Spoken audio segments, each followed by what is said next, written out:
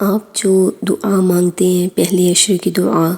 رب اغفر ورحم وانت خیر الراحمین، یہ آپ مانگیں، ضرور مانگیں، لیکن آپ اس طرح نہیں کہیں کہ یہ پہلے کی عشرے کی دعا ہے اور یہ پہلے 10 دن رمضان کے جو ہیں اسی میں پڑھی جائے گی۔ آپ پورا رمضان پڑھ سکتے ہیں یہ دعا، اے میرے رب مجھے بخش دیجئے، وہ مجھ پر رحم فرمائیے، آپ سب سے بہتر رحم فرمانے والے ہیں۔ تو یہ پورا رمضان آپ مانگ سکتے ہیں، آپ صرف رمضان کے پہلے 10 دنوں میں یہ نہیں مانگیں گے، آپ یہ پہلے عشرے کو صرف نہیں مانگیں گے، آپ یہ دعا مانگ سکتے ہیں، ضرور مانگیں، لیکن آپ اس طرح نہیں کہیں کہ یہ صرف پہلے عشرے میں مانگ جائے گی۔ اور جیسا کہ پھر دوسرے عشرے میں آپ دعا مانگتے ہیں، استغفر اللہ ربی من کل ذنب واتوب الیہ، میں اللہ سے تمام گناہوں کی بخشش مانگتی ہوں یا مانگتا ہوں جو میرا رب ہے، اور میں اسی کی طرف رجوع کرتی ہوں یا کرتا ہوں۔ تو آپ یہ دوسرے عشرے میں یہ دعا مانگتے ہیں، آپ یہ ایسا نہیں کریں کہ صرف رمضان کے جو اگلے 10 دن ہیں اسی میں آپ مانگیں گے، آپ پورا رمضان یہ اللہ تعالیٰ سے دعا مانگ سکتے ہیں، بخشش کی دعا مانگ سکتے ہیں۔ پھر تیسرے عشرے میں آپ دعا مانگتے ہیں، ایک تو یہ اللہم انک عفو تحب العفو فاعف عنی، ہاں جی یہ دعا مانگے، ضرور مانگے، حدیث کا مفہوم بھی ہے، ہمارے نبی صلی اللہ علیہ وسلم سے ثابت بھی ہے کہ جو لیلۃ القدر کی راتیں ہیں ان میں یہ زیادہ سے زیادہ دعا مانگنی چاہیے، آپ ضرور مانگیں۔ پھر آپ تیسرے عشرے میں آپ یہ دعا بھی مخصوص کرتے ہیں، اللہم اجرنی من النار،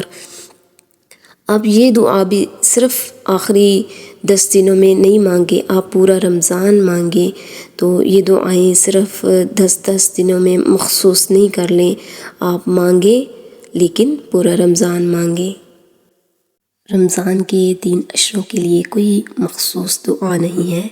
نہ ہی رمضان کے 3 عشرے رحمت، مغفرت اور جہنم سے آزادی کے لیے مخصوص ہیں۔ یہ تو پورا مہینہ دعا کا ہے، رحمت کا ہے، مغفرت کا ہے، جہنم سے آزادی کا ہے۔ اس کو 3 حصوں میں ڈیوائیڈ نہیں کریں۔ ماہ رمضان مکمل طور پر اللہ کی رحمت ہے، اسی طرح مکمل مہینہ ہی بخشش اور جہنم سے آزادی کا مہینہ ہے۔ اس ماہ کے کچھ حصے کو کسی خاص چیز کے ساتھ مختص کرنا درست نہیں ہے، کیونکہ اللہ تعالیٰ کی خصوصی رحمت کا تقاضا ہی یہی ہے۔ جیسے کہ حدیث کا مفہوم ہے، ابو ہریرہ رضی اللہ عنہ کہتے ہیں کہ آپ صلی اللہ علیہ وسلم نے فرمایا، جب ماہ رمضان شروع ہو تو رحمت کے دروازے کھول دیے جاتے ہیں اور جہنم کے دروازے بند کر دیے جاتے ہیں اور شیطانوں کو جکڑ دیا جاتا ہے۔ اسی طرح اور ایک حدیث کا مفہوم ہے، ابو ہریرہ رضی اللہ عنہ سے مروی ہے کہ آپ صلی اللہ علیہ وسلم نے فرمایا، رمضان کی پہلی رات ہی شیاطین اور سرکش جنوں کو جکڑ دیا جاتا ہے، جہنم کے دروازے بند کر دیے جاتے ہیں، کوئی دروازہ کھلا نہیں رہتا، اسی طرح جنت کے دروازے کھول دیے جاتے ہیں اور کوئی دروازہ بھی بند نہیں رہتا۔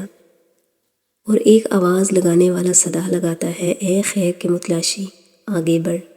اور اے شر پسند باز رہ۔ اور اللہ تعالیٰ ہر رات لوگوں کو جہنم کی آگ سے آزاد فرماتے ہیں۔ اس لیے رمضان کی پہلی تہائی کو رحمت کی دعا کے ساتھ مختص کرنا، دوسری تہائی کو مغفرت کی دعا سے اور تیسری تہائی کو جہنم سے آزادی کی دعا کے ساتھ مختص کرنا، یہ صحیح نہیں ہے، اس کو بدعت کا رخ نہیں دیں، اس کی شریعت میں کوئی بنیاد نہیں ہے، اور اسی طرح 3 حصوں میں تقسیم کرنا بھی اس کے لیے گنجائش پیدا نہیں کر سکتا، کیونکہ رمضان کے سارے دن ہی اس بارے میں یکساں ہیں۔ چنانچہ ایک مسلمان کو دنیا و آخرت کی تمام دعا پورے رمضان میں مانگنی چاہیے، اور انہی دعاؤں میں رحمت، مغفرت، جہنم سے پناہ اور جنت میں داخلے کی دعا بھی شامل ہے۔ دین بہت آسان ہے، اس کو آسان ہی رہنے دیجیے۔ اپنے لیے آپ خود مشکل کریٹ نہ کیا کریں، اللہ تعالیٰ نے تو بہت آسانی کر رکھی ہے ہم سب کے لیے،